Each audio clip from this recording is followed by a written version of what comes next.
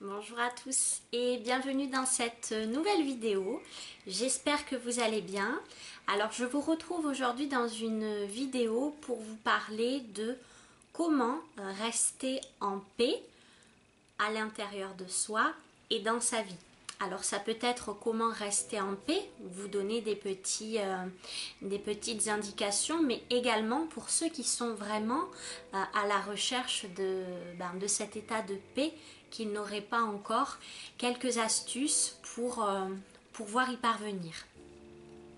Alors première astuce que je souhaiterais vous partager, alors dans tout ce que je vais vous proposer, ça demande un travail personnel et un investissement. Il ne faut pas croire que les choses se font d'un claquement de doigts. Voilà, ça demande un effort, ça demande une certaine rigueur envers soi-même et ça demande également d'être pleinement conscient dans sa vie.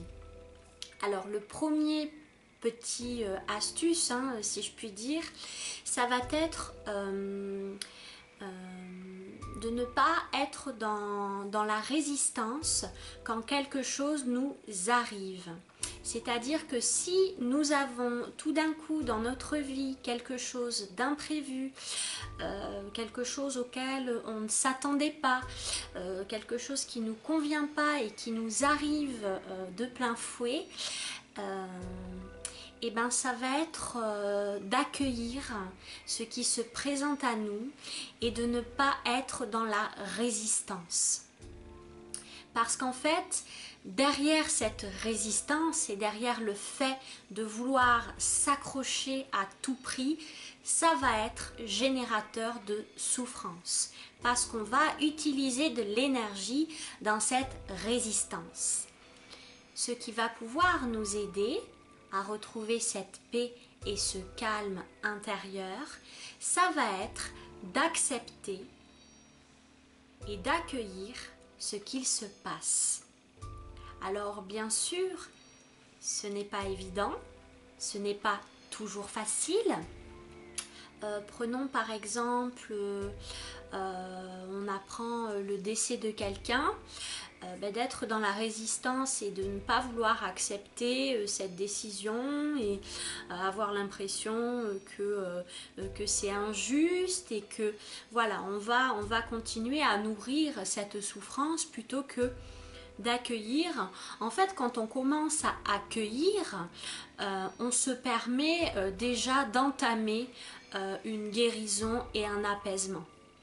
Alors bien sûr, quand quelque chose nous arrive, il y a toute cette partie émotionnelle à l'intérieur de nous qui peut être activée.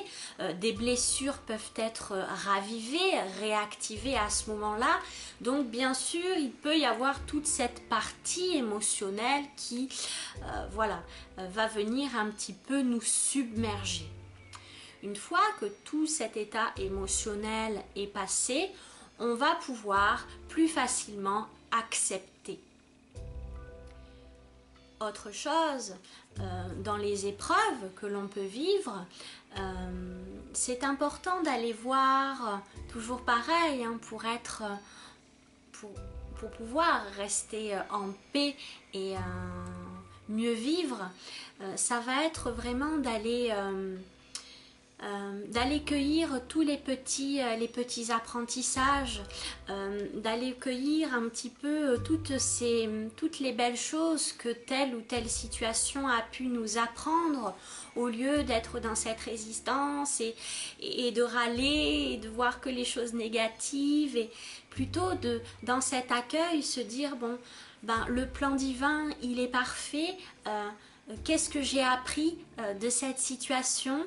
Voilà, comment j'ai grandi, comment j'ai évolué, voilà, voir un petit peu les choses positives que ça a pu nous apporter. Parce que tout a un sens, et même si on ne le voit pas immédiatement quand on a une épreuve, quand on est face par exemple à une séparation ou quand on nous apprend une nouvelle qui nous fait pas plaisir, il y a toujours un sens derrière chaque événement. Voilà. Donc la première phase, c'est vraiment de ne pas être dans la résistance et d'accepter, d'accueillir les choses dans notre vie telles qu'elles se présentent. Ensuite, quelque chose qui aide vraiment à être en paix, à revenir en paix également si ce n'est pas le cas, ça va être de cultiver la pleine conscience. Alors la pleine conscience, elle peut passer bien entendu par la méditation, mais c'est aussi être pleinement conscient, être pleinement là à ce qu'on fait. Voilà, quand je mange, je suis pleinement à ce que je fais. J'évite de penser aux factures, aux papiers que je n'ai pas fait, mon retard, etc. C'est vraiment d'être pleinement là. Donc dans cet état de présence, encore un très bel outil qui est à disposition, ça va être la gratitude et de remercier pour ce qu'on vit. Donc par exemple, si on est en train de manger, on est pleinement là en train de manger et on peut être dans un état de gratitude, à remercier ses aliments, si on a préparé une cuisine avec le cœur, avec des aliments sains qui nous font du bien, ça va être vraiment de venir remercier. La gratitude permet d'être dans l'instant présent. À cet instant présent, je remercie pour toutes les belles choses que j'ai, toutes les belles choses que j'ai pu avoir, toutes les belles choses que j'ai pu vivre. Ça nous ramène au présent et d'être dans le présent, c'est générateur de paix.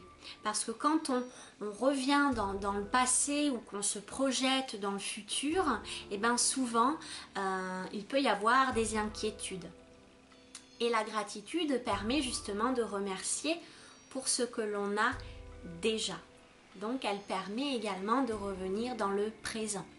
En plus, la gratitude va nous mettre dans un état vibratoire élevé. Donc la pleine conscience, la gratitude nous permettent d'être en paix. Ensuite, si vous vous sentez pas très bien, que vous avez pas mal d'émotions, etc., ça peut être intéressant d'aller dans la nature. La nature va vraiment vous permettre d'être aligné, elle va vraiment vous permettre de vous régénérer et de ramener la paix à l'intérieur de vous. Si vous n'êtes pas bien, vous pouvez aller faire un bain de forêt ou aller vous baigner. Vous pouvez également prendre une douche. L'eau va tout simplement venir poser un petit peu si vous êtes dans un état émotionnel assez inconfortable.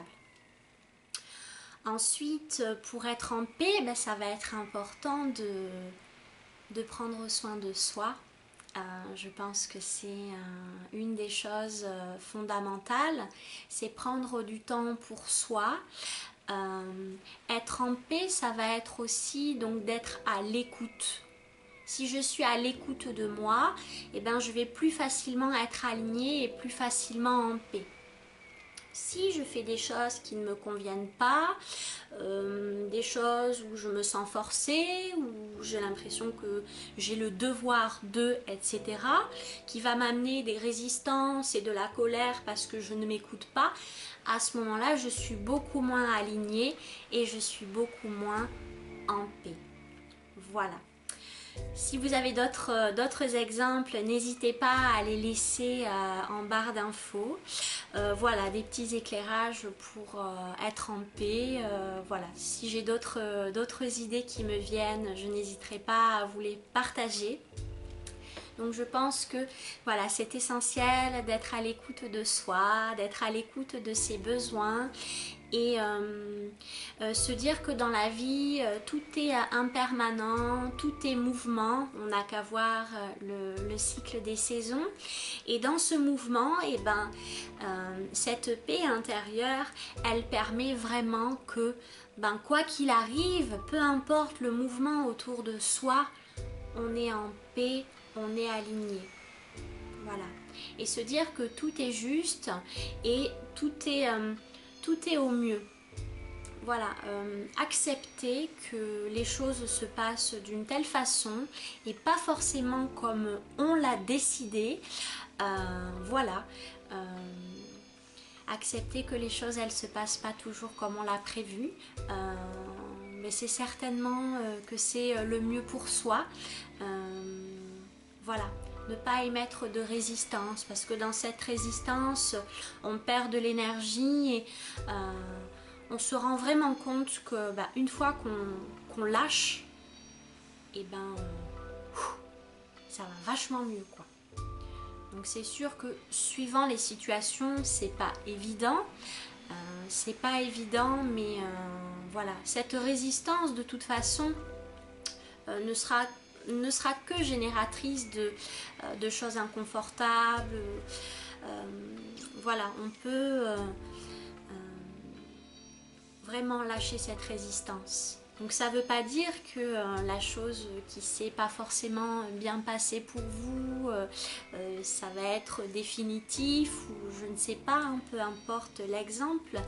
Mais à cet instant, c'est voilà, ce qui me fait mal, ce qui me blesse, et je lâche. Je lâche, j'accepte et je suis bienveillant envers moi-même. Cette bienveillance que vous allez vous apporter, cette compassion envers vous-même, c'est aussi la clé de la paix. Voilà, je vous souhaite de prendre bien soin de vous. Donc pour ceux qui reprennent la rentrée et qui reprennent un rythme un petit peu... voilà, avec des activités, etc. Peut-être que cette vidéo vous permettra de mieux vivre les mouvements de la vie. Voilà, je vous souhaite un beau mois de septembre et surtout, prenez soin de vous. N'hésitez pas à vous abonner à la chaîne et à cliquer sur la petite cloche si vous voulez recevoir les vidéos dès leur sortie. Voilà, je vous embrasse et je vous dis à très bientôt. Bye bye.